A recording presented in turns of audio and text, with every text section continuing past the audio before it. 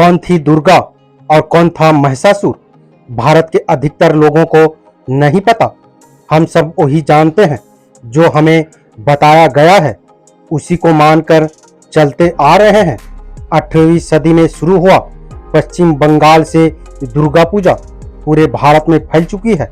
पूरा जोरों शोरों से दुर्गा पूजा नवरात्रि उत्सव मनाया जाता है। क्या आप इसका सही इतिहास जानते हैं? महिषासुर को एक जननायक क्यों कहा जाता है? अगर असुर था तो जननायक कैसे, और जननायक था तो असुर कैसे? कौन था दुर्गा और कौन था महिषासुर? आइए पूरे इतिहास, सबूत और रेफरेंस के साथ जानते हैं।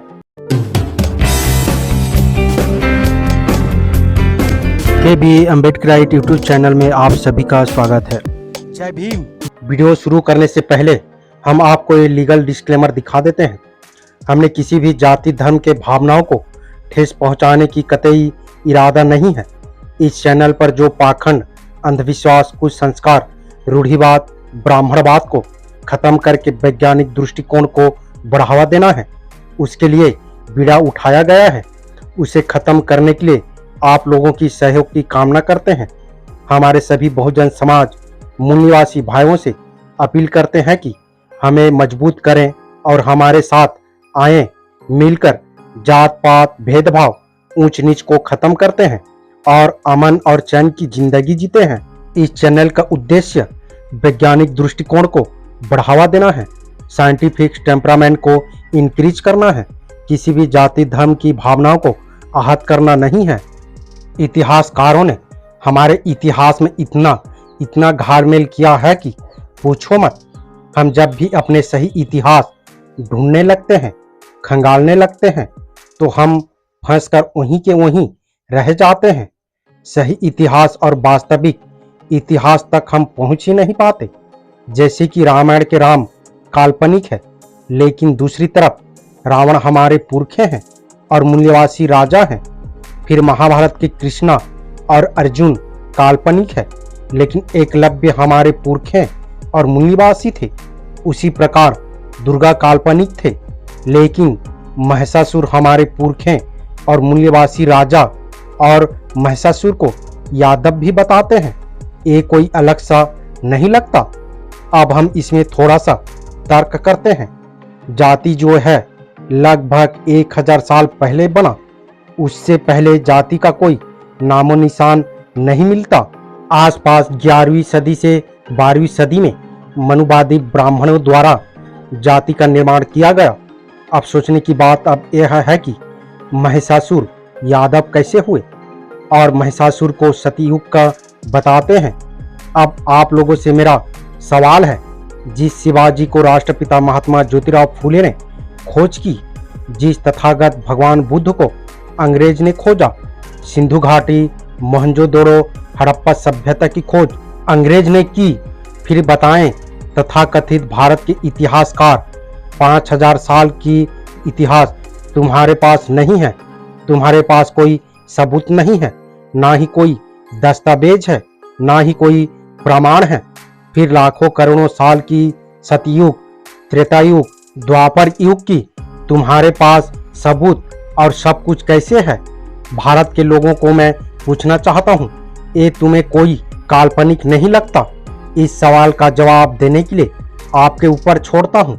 लेकिन दुर्गा की नवरात्रि का उत्सव चल रही है, उसमें थोड़ा फोकस करते हैं।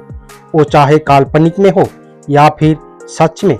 दुर्गा कौन थी और महिषासुर कौन था, इसे भी जान लेते हैं। दुर्गा 8 हाथ की नहीं थी, 2 हाथ की थी। दुर्गा का जन्म कलकत्ता के सोनाकाछी वेश्यालय में हुई थी। महिषासुर कौन है?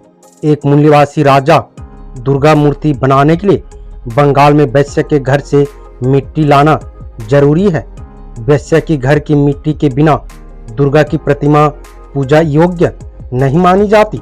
अब ये प्रश्न उठता है कि दुर्गा की मूर्ति के लिए केवल वैश्य के ही घर की मिट्टी की जरूरत क्यों होती है?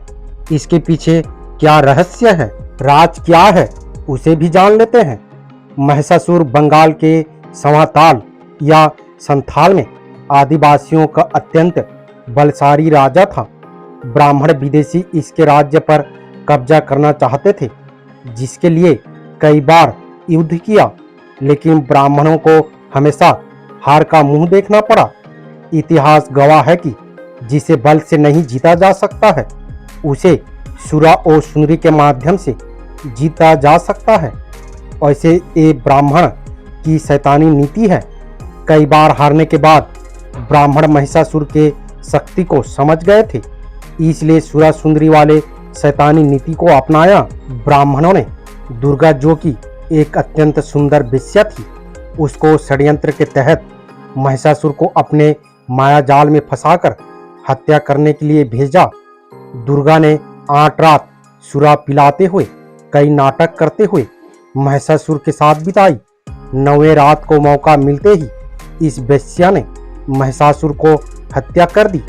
इसलिए दुर्गा की नवरात्रि मनाई जाती है। क्योंकि दुर्गा वेश्या थी, इसलिए वेश्या के घर से मिट्टी लाने का रिवाज आज भी है। मूल्यवासी राजा महिषासुर की हत्या दुर्गा ने किया, जिससे ब्राह्मण उस राज्य पर कब्जा करने में कामयाब हुए। इसलिए ब्राह्मणों ने मूल्यवासियों से उनके पूर्वजों की हत्यारिन दुर्गा का पूजा ही करवा डाला। अब आप लोगों के मन में सवाल उठ रहा होगा कि इसका सबूत क्या है, तो चलें हम आपको रेफरेंस के साथ पूरे सबूत दिखाते हैं।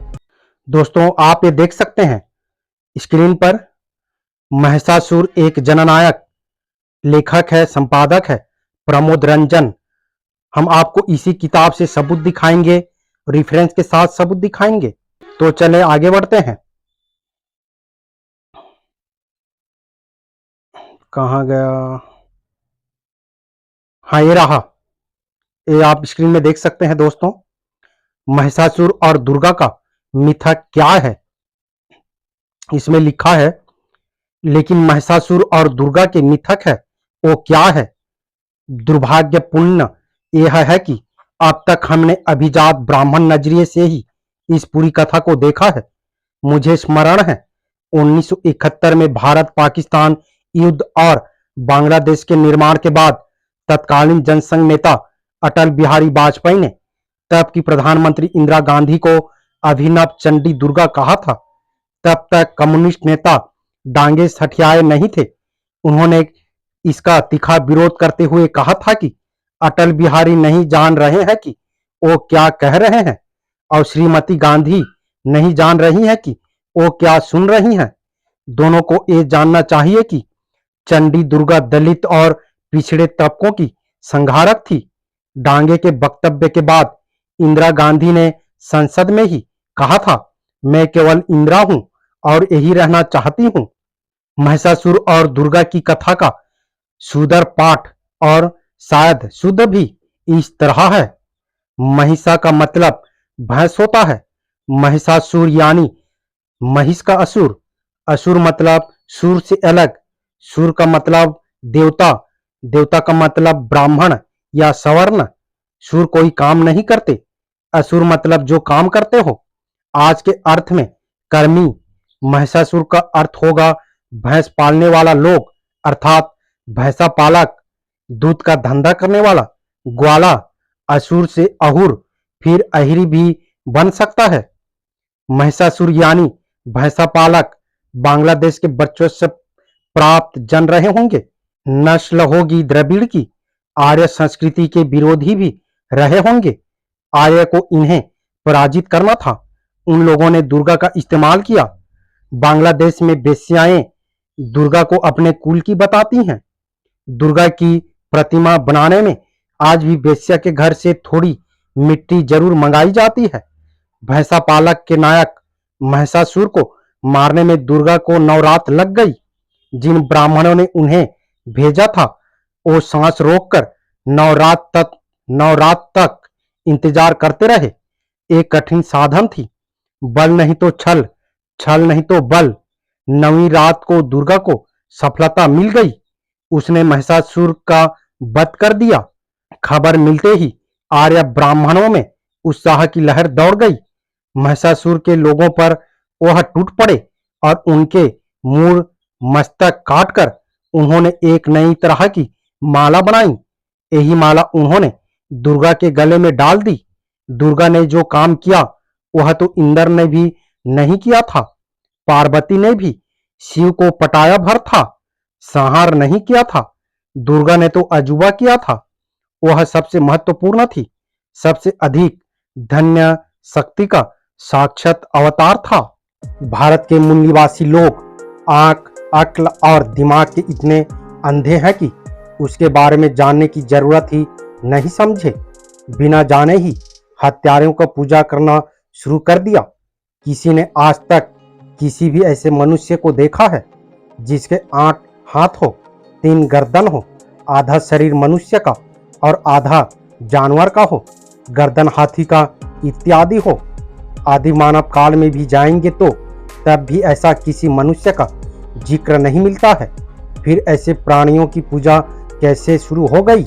इसका मतलब साफ है कि ब्राह्मण मूल निवासियों के दिमाग में इतने हावी है कि उनके दिमाग में बुद्धि की जगह गोबर भर दिया गया है, जिसमें कि खुद से सोचने और समझने की शक्ति ही चली गई है। अंधभक्त हो गए हैं। कई लोग ऐसे अंधभक्त हैं कि जानने के बावजूद भी इसे अपने बाप दादाओं की परंपरा मानकर ढोते आ रहे हैं और हमारे बाप दादाओं से पढ़ने लिखने का अधिकार छीन लिया गया था, इसलिए उन्हें जो बताया गया मानते गए। हमारे पुरखों की पढ़ने लिखने के अधिकार तो इन ब्राह्मणों ने छीन लिया था, ज्ञान ही नहीं था। ब्राह्मणों ने जैसा बताया, जैसा कहा, जैसा लिखा, उसी को ही ये लोग मानते आ रहे हैं। लेकिन बाबा साहेब डॉक्टर भीमराव अंबेडकर ने संविधान लिखकर तुम्हें पढ़ने लिखने का अधिकार दिया, पर लिखकर भी तुम लोग गोबर को लड्डू मानकर खाओगे तो पढ़ना लिखना तुम्हारा सब बेकार है। उम्मीद करता हूँ वीडियो को समझ गए होंगे। वीडियो आपको कैसी लगी अपने राय कमेंट बॉक्स में जरूर दें।